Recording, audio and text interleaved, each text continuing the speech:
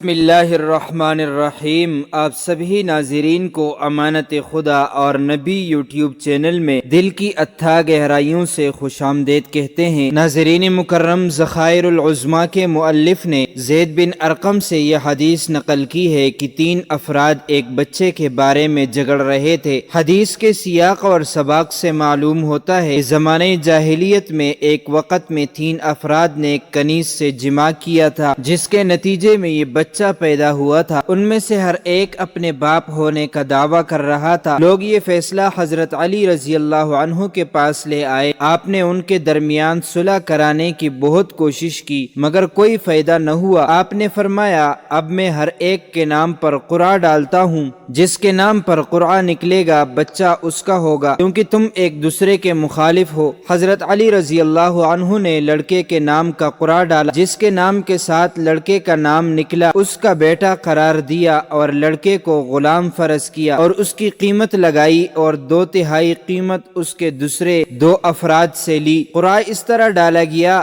کہ ان تینوں کے نام 3 ٹکڑوں پر یا کسی دوسرے چیز پر لکھے گئے اور ان کے نام کو 3 ٹکڑوں میں چھاپا گیا۔ بچے سے کہا کہ ان میں سے ایک کو اٹھائی۔ ہر بار بچے کا نام ایک ہی آدمی کے ساتھ نکلا۔ جب رسول اللہ صلی اللہ علیہ وسلم نے یہ فیصلہ سنا، آپ صلی اللہ علیہ وسلم نے فرمایا، الحمدللہ الذی جعل فینا اہل بیت من یقضی علی۔ ذخائر میں یہ روایت ہے کہ رسول خدا نے فرمایا، اگر یہ فیصلہ میرے سامنے لاتے تو میں بھی اسی طرح فیصلہ کرتا جس طرح علی نے فیصلہ کیا ہے۔ تو معزز ناظرین و سامعین، امید کرتے ہیں آپ کو ہماری ویڈیو اچھی لگی ہوگی۔ اس طرح کی مزید اسلامی معلومات کے لیے امانت خدا اور نبی یوٹیوب چینل کو سبسکرائب کیجیے، کیونکہ اس چینل میں آپ کو اسلامی واقعات، دینی مسائل، سائنسی تحقیقات و وظائف اور بہت کچھ سیکھنے کو ملے گا، لہٰذا اسے ضرور سبسکرائب کیجیے۔ اگر زندگی کے لمحات مزید باقی رہے تو آپ کے لیے ایک اور بہترین ویڈیو بطور تحفہ اللہ تعالیٰ کی رضا کی خاطر پیش کروں گا۔ تب تک کے لیے مجھے دیجیے اجازت۔ اللہ تعالیٰ تمہارا حامی اور ناصر